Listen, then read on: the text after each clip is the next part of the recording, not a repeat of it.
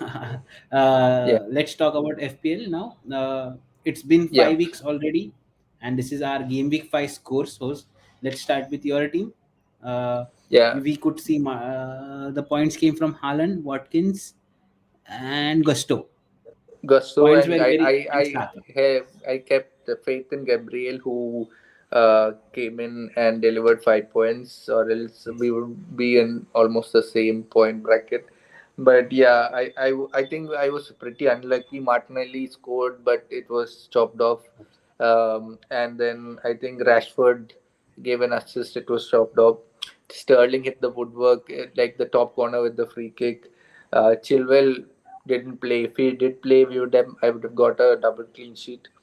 Jao Pedro on the bench with 7 points. So I was thinking about playing him, but then I was like, where whom do I drop in this midfield? I can't drop Watkins too with that fixture that he had. But yeah, not pleasantly surprised because I knew such game weeks would come along, but I think I was pretty unlucky. I could have scored 50 points on another day. Yes. Similar for me, not many points. Points were very rare this week, and very unlucky on few points, as Hose mentioned. Foden also, I was very optimistic about Foden being a good transfer this week, and then Chilwell missing out, not starting. So yeah, Jackson missing an open goal. So a lot of things happening here and there. So let's talk about Hose your transfers. Have you planned any Yep. transfers? Yeah, I have planned and executed two transfers. I had two free transfers, so I used them up.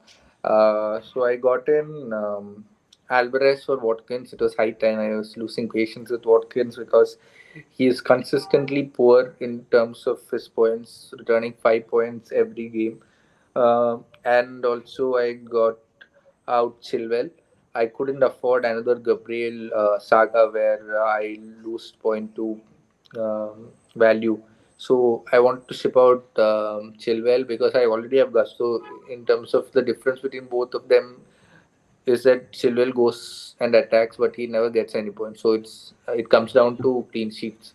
So I went for Trippier instead of Chilwell, and probably I'll do one more transfer, which I'm pondering about. Probably Martinelli out, or probably um, Gabriel or Bayer out to get in Botman. I have money in the bank, so I'm thinking about the third transfer if I need to do it. Something worth mentioning is that I am looking at Doku from City because I think he can be a differential in the next two games, and he is bound to start with the injuries that they have right now. So hopefully, fingers crossed, I'll get some points in the next game week. Mayur is having a torrid start to the season.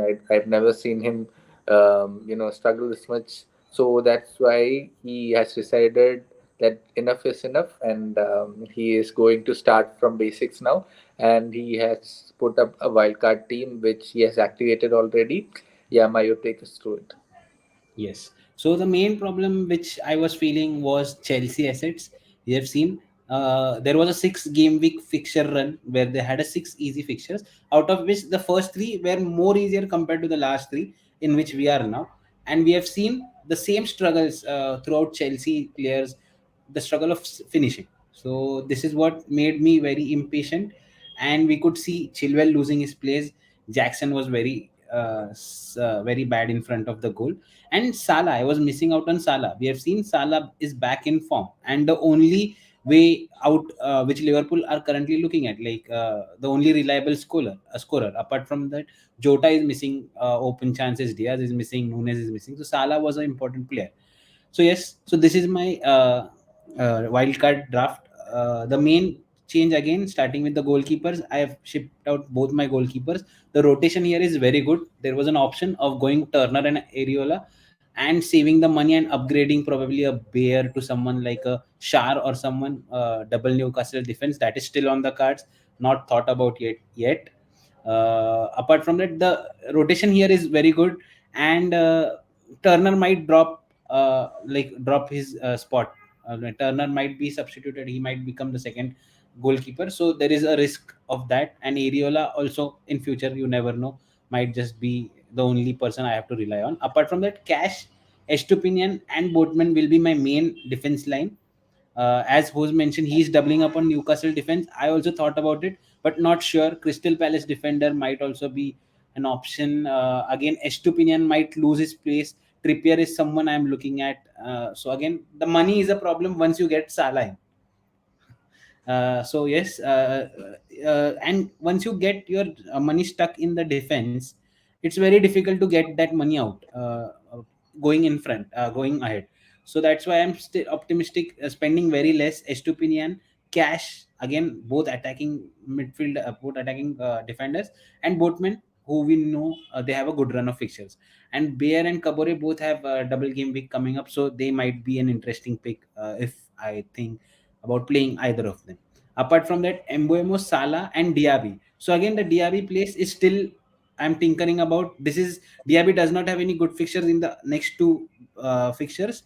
He has since game week 8. But again, host mentioned Doku is an interesting choice. I'm still monitoring that whether it can be done or not, because he has looked very good on that left hand side. And that has allowed Foden to move centrally, probably right hand side. Alvarez has also looked very good. So Doku is that option who still we are looking at. And apart from that, Rashford and Saka are just there to give some protection from the teams who don't have wildcard, who haven't used their wildcard yet. So those are the highest EO players. And Rashford has decent fixtures as well. And Saka has looked good. Saka is a decent asset. And apart All from that, right. Alvarez, yes.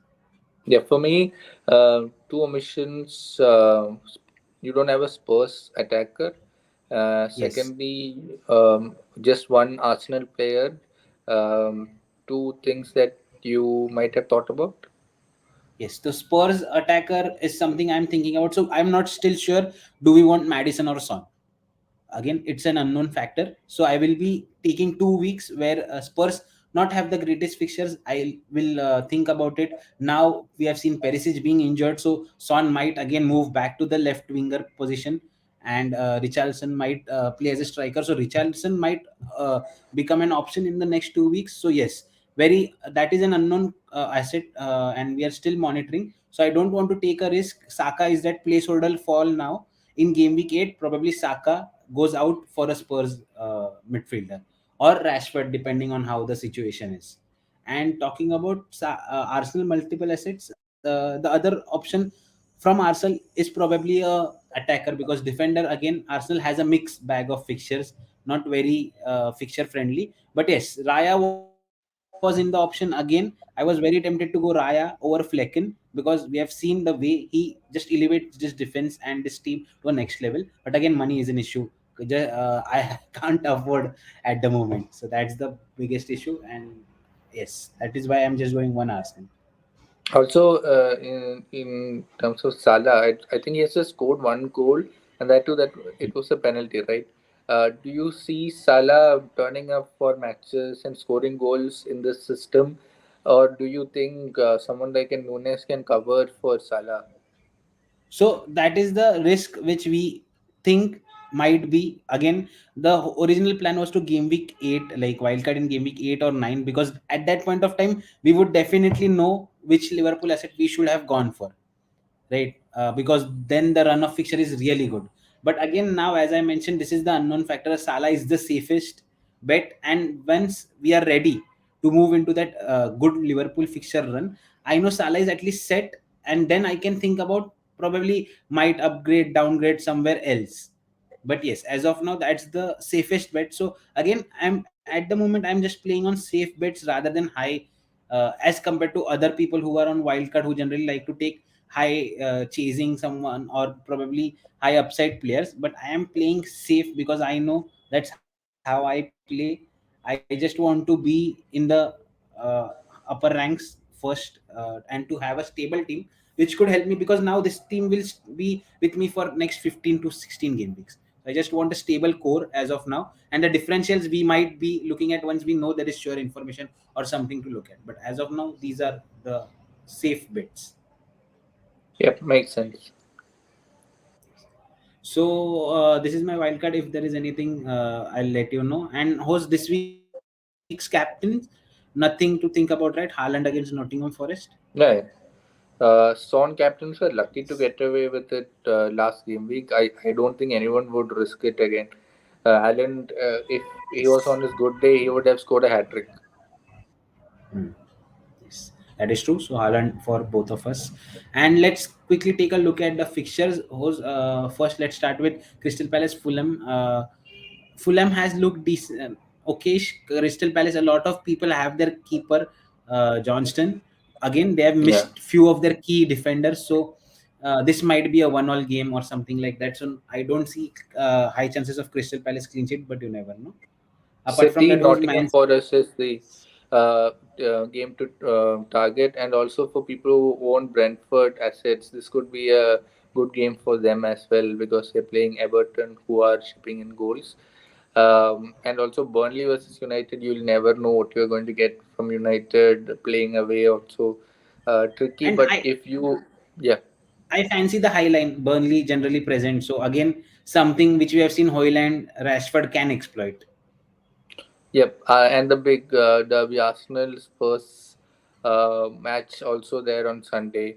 Two teams in form right now, and they will fight it out um, for um, for supremacy in their derby. So Arsenal, I guess, will come on top, even though Spurs look really good. I think Arsenal are too good a team to slip up on this at home, especially. And Brighton versus Bournemouth, another game where Brighton can. I'm sure most of us have sold their Brighton assets, but this is a game where Brighton can step up because Bournemouth will try to attack as well. Moving on to the Chelsea Aston Villa game, another open game for sure. This is going to be like a 3-3 or a 2-2 match if Chelsea manages to score if they're on their good day. Or else it's going to be 3-0 for Aston Villa because we know that Aston Villa has the firepower to score as well. Liverpool West Ham and the KG match, probably both teams are carrying a lot of momentum and you'll get to see a good match. So probably a lot of good matches in this game week, right? Yes. So that is what again a reason which I fancied wildcarding this week because there were opportunities. So yes, again Newcastle also Newcastle Sheffield United could be a good game. We never know because Newcastle had an important Champions League game. So it will be interesting to see how the rotations work now with important fixtures for Newcastle. We have never seen their rotation in the past season. So this is an interesting opportunity to get some information about it as well. So yes, apart from this, that's all for this week's podcast. Follow us on all our social media handles. All the links are in description box below. Yes, so we'll see everyone next week. Till then, bye bye.